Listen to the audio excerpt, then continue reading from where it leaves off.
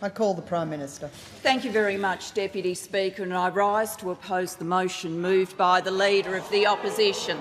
And in so doing, I say to the Leader of the Opposition, I will not be lectured about sexism and misogyny by this man. I will not. And the government will not be lectured about sexism and misogyny by this man. Not now, not ever.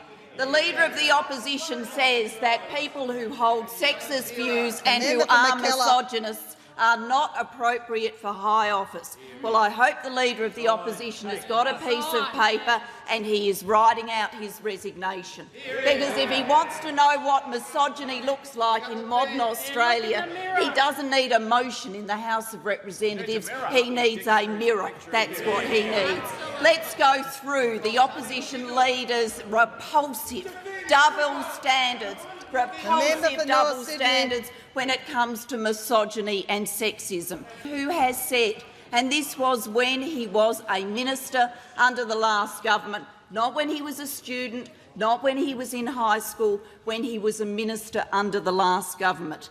He has said, and I quote, in a discussion about women being underrepresented in institutions of power in Australia, the interviewer was a man called Stavros. The Leader of the Opposition says, if it's true, Stavros, that men have more power, generally speaking, than women, is that a bad thing? And then a discussion ensues and another person being interviewed says, I want my daughter to have as much opportunity as my son.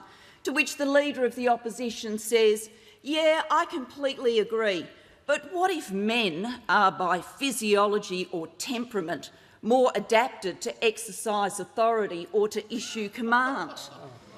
Then ensues another discussion about women's role in modern society, and the other person participating in the discussion says, I think it's very hard to deny that there is an underrepresentation of women, to which the Leader of the Opposition says, but now there's an assumption that this is a bad thing. This is the man from whom we're supposed to take lectures about sexism. And then, of course, it goes on. I was very offended personally when the Leader of the Opposition, as Minister for Health, said, and I quote, abortion is the easy way out. I was very personally offended by those comments. You said that in March 2004. I suggest you check the records. I was also very offended on behalf of the women of Australia when, in the course of this carbon pricing campaign, the Leader of the Opposition said, when the housewives of Australia need to do what the housewives of Australia need to understand as they do the ironing. Thank you for that painting of women's roles in modern Australia. And then, of course, I was offended too by the sexism, by the misogyny of the Leader of the Opposition catcalling across this table at me as I sit here as Prime Minister. If the Prime Minister wants to, politically speaking, make an honest woman of herself, something that would never have been said to any man sitting in this chair. I was offended when the Leader of the Opposition went outside in the front of Parliament and stood next to a sign that said, ditch the witch. I was offended when the Leader of the Opposition stood next to a sign that described me as a man's bitch. I was offended by those things. Misogyny, sexism, every day from this Leader of the Opposition. Every day, in every way, across the time the Leader of the Opposition has sat in that chair and I've sat in this chair, that is all we have heard from him. And now the Leader of the Opposition wants to be taken seriously.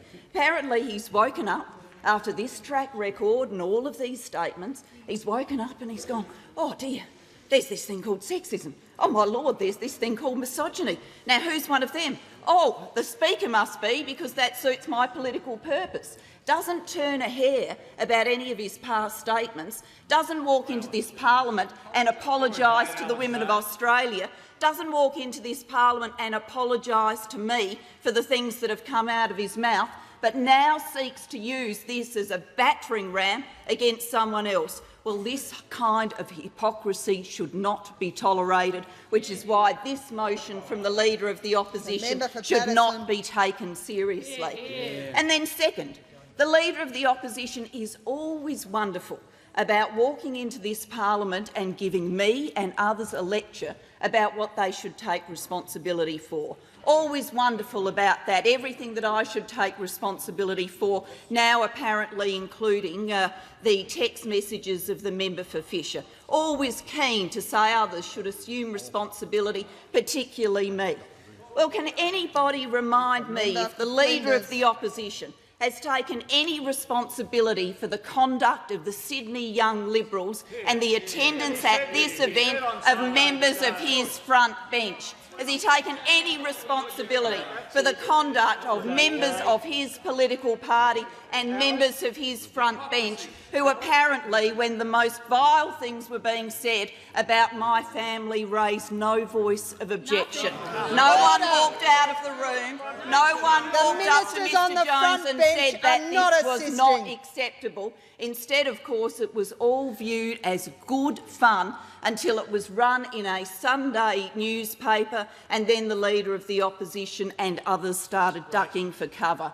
Big on lectures of responsibility, very light on accepting responsibility himself for the vile conduct of members of his political party.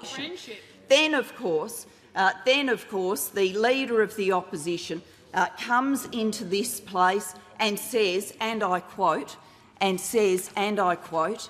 "Every day the Prime Minister stands in this parliament to defend this Speaker will be another day of shame for this parliament, another day of shame for a government which should already have died of shame." Oh, where's that phrase? Well, can I indicate to the Leader of the Opposition the government is not dying of shame. My father did not die of shame. What the Leader of the Opposition should be ashamed of is his performance in this parliament and the sexism he brings with it.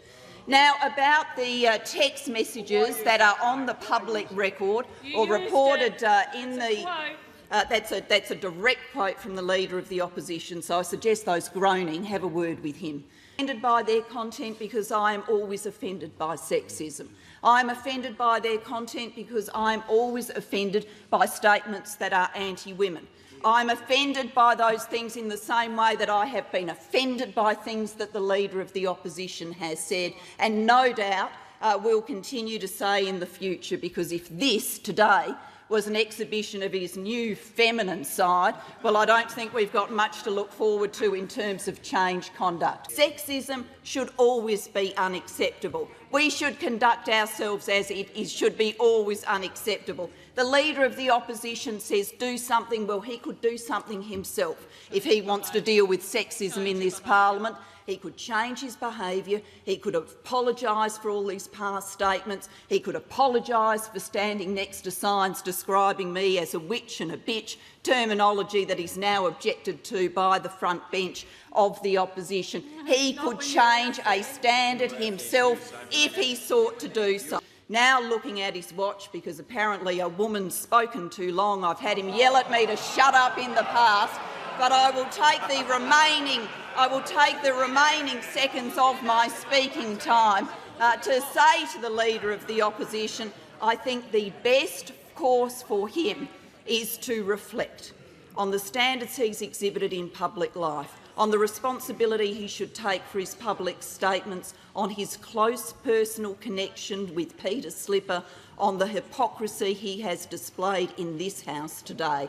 And on that basis, because of the Leader of the Opposition's motivations, this parliament today should reject this motion, and the Leader of the Opposition should think seriously about the role of women in public life and in Australian society, because we are entitled to a better standard than this.